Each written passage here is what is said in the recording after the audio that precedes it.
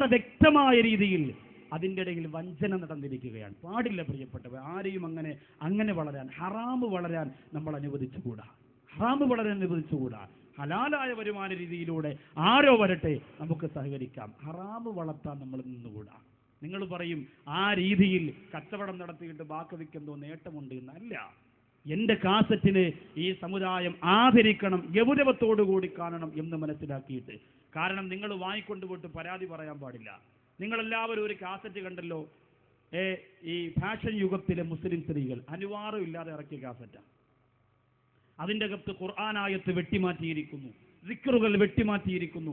ഈ പ്രിയപ്പെട്ട സഹോദരിമാരെല്ലാം രാവിലെ വിളിക്കുക, ഹലോ നൗഷാദ് ബാക്കവിയല്ലേ, ബൽക്കീസ് രാജി കൊണ്ടുപോയ സിംഹാസനം കൊണ്ടുപോയപ്പോൾ മറ്റേ ആൾ പറഞ്ഞു കൊടുത്ത ദിക്കർ ഏത്? ഞാൻ പറഞ്ഞു ഏത് ബൽക്കീസ് രാജി, ഏത് ദിക്കർ? മറ്റേ ഫാഷൻ യുഗത്തിലെ മുസ്ലിം ഇത് തന്നെ എനിക്ക് ജോലി. ഒരു ദിവസം 100 കോള് വന്നാൽ 99 ഈ ദിക്കർ പറയാനാണ് പറഞ്ഞത്. എന്തുകൊണ്ടാണ് കുഴപ്പം? അത് വ്യക്തമായി ഈ ഞാൻ എഗ്രിമെന്റ് ചെയ്ത കമ്പനിക്കാർ കാസറ്റ് ഇറക്കുമ്പോൾ അടുത്ത് പോയിരുന്ന് കേട്ട് എഡിറ്റ് ചെയ്ത് തമാശയൊക്കെ മാറ്റി ലേലം വിളി, അതുപോലെ തന്നെ പിരിവ്, അതൊക്കെ 2 മണിക്കൂർ 90 രൂപ എടുത്ത് വാങ്ങിച്ച് നിങ്ങൾക്ക് ഉപയോഗം വേണ്ടേ? പിരിവിന്റെ കാസറ്റ് നിങ്ങൾക്ക് എന്തിനാ?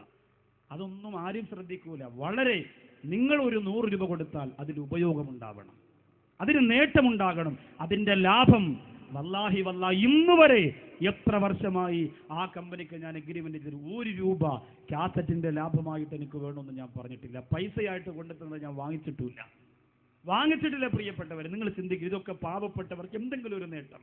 ഈ ശബ്ദമടഞ്ഞാൽ 4 ദിവസം ഞാൻ പ്രസംഗിക്കാതിരുന്നാൽ എൻ്റെ ഫോണിൽ കോളുകൾ വരുന്നത് നിൽക്കും, എനിക്ക് ഉറപ്പാണ് ആ കാര്യം. പിന്നെ ഞാൻ എൻ്റെ വീട്ടിൻ്റെ അകത്ത് എൻ്റെ മക്കളുമായി പന്ത് കളിച്ച് അവിടെ നിൽക്കും, ഒരു ബിസി ഉണ്ടാവില്ല. ആ സമയത്ത് അള്ളാഹുവിൻ്റെ കോടതിയിൽ എനിക്ക് കിട്ടുന്ന ഏറ്റവും വലിയ പ്രതിഫലം ഏതെങ്കിലും ഒരു കാസറ്റ് കച്ചവടക്കാരൻ അത് വിറ്റ് ജീവിക്കുമ്പോൾ നല്ല രീതിയിൽ ആരും ശപിക്കാതെ ഏതെങ്കിലും ഒരു വീട്ടിൻ്റെ അകത്ത് ക്ലാരിറ്റി ഉള്ള കാസറ്റായി.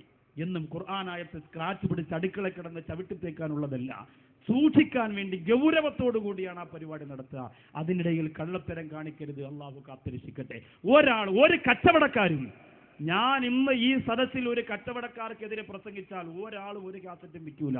അതുകൊണ്ട് കച്ചവടക്കാരോട് പറയുന്നു, എൻ്റെ കാസറ്റുകൾ മുഹമ്മദ് ഫർഹാൻ ഇസ്ലാം പബ്ലിഷ് പുറത്തിറക്കുന്ന കാസറ്റ് അല്ലാതെ ആരെങ്കിലും നിങ്ങളുടെ കയ്യിൽ കൊണ്ടു തന്നാൽ, അത് മുബാറക്ക് വീഡിയോ വിഷനാകട്ടെ, അത് വേറെ ഏത് വീഡിയോക്കാരാകട്ടെ, വാങ്ങരുത്. അതെനിക്ക് പൊരുത്തമില്ല. അള്ളാഹു കാത്തിരക്ഷിക്കട്ടെ. കാരണം നല്ലതുപോലെ കാര്യം മുമ്പോട്ട് നടക്കണം. അതിനുവേണ്ടിയാണ് വിലപ്പെട്ട സമയത്ത് ഞാൻ ഇത്രയും പറഞ്ഞത്.